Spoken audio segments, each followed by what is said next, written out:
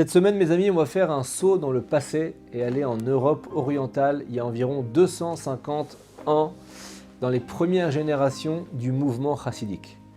Le Rav Moshe Leib de Sassov est l'élève du célèbre Maguide de Mezerich, qui est lui-même le successeur du Baal Shem Tov, le fondateur de la chassidoute. Sa réputation au Rav Moshe Leib traverse toute la Galicie, cette vaste région en Pologne où vivaient de très nombreuses communautés juives. Le Rabbi Moshe Leib de Sassov est un très grand érudit, qui a un amour sans limite de chaque juif. Pour lui, aimer un juif, même le plus éloigné, c'était une mission absolue, la tâche de toute une vie.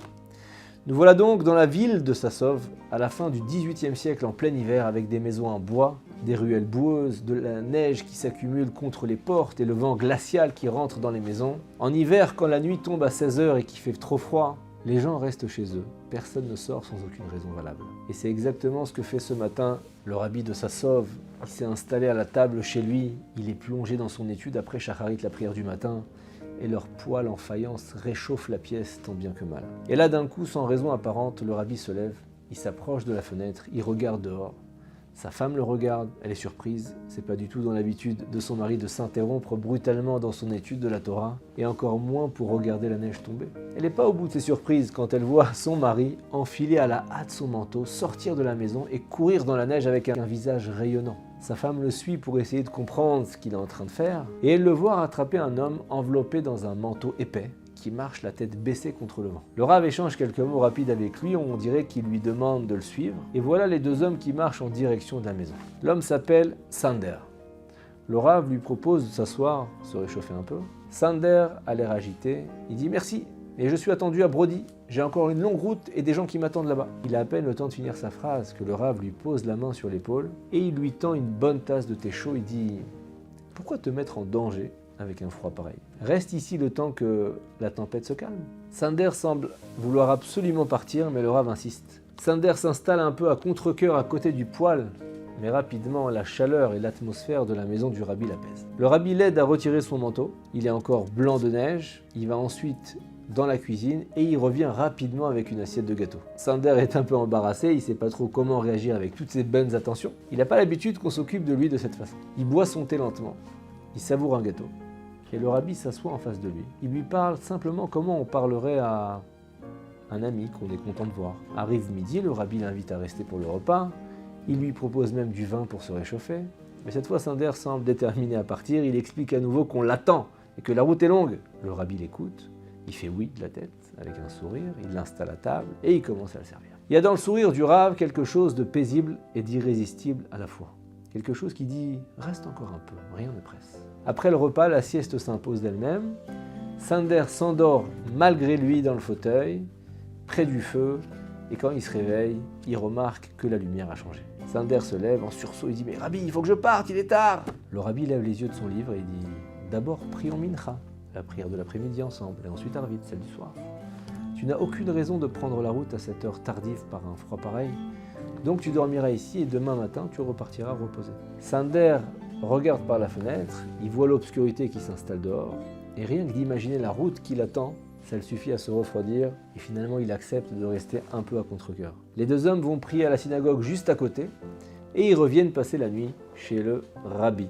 Sander n'arrive pas à trouver le sommeil, il faut dire qu'il a beaucoup dormi l'après-midi, alors là il reste allongé dans l'obscurité pendant que Rabbi Moshe Leib de Sassov est éveillé. Et il l'écoute étudier, chanter doucement les sougiotes, les passages du Talmud qu'il étudie. La mélodie de l'étude et de la sagesse du Talmud lui font monter les larmes aux yeux. Il ne comprend pas ce qu'il ressent, mais il y a quelque chose qui bouge en lui, il n'arrive pas à expliquer quoi. Il est ému au plus profond de lui-même. Et il arrive, au bout d'une heure, à poser des mots sur ce qu'il ressent, un peu comme si son âme était lavée.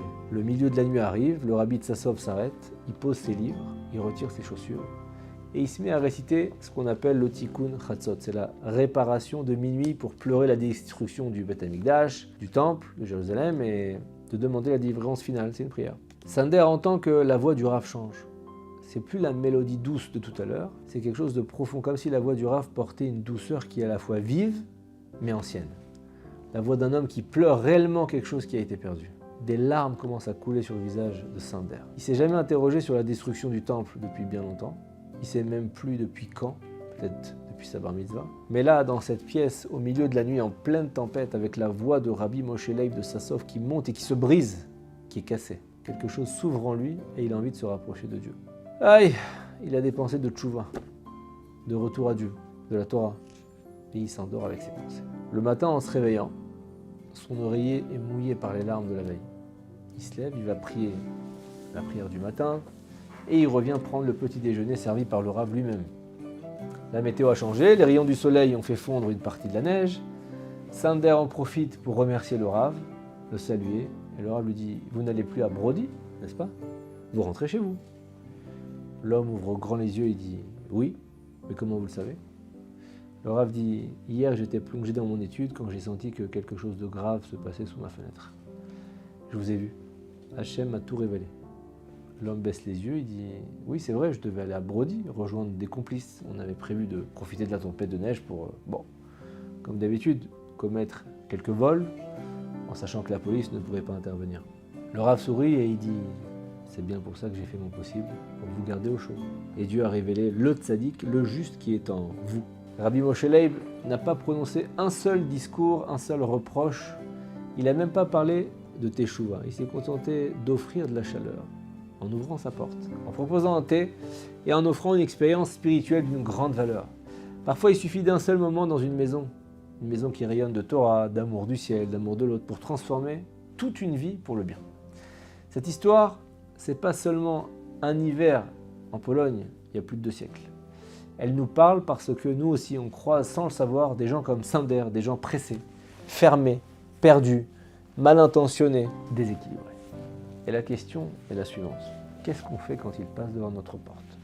On les ignore, on les rejette, on les regarde de haut, ou est-ce qu'on leur tend la main? De la réponse à cette question dépend peut-être une délivrance pour la personne aidée, et pour nous aussi. Et avec tout l'aide d'Hachem, pour tout Am Israël. Shabbat Shalom.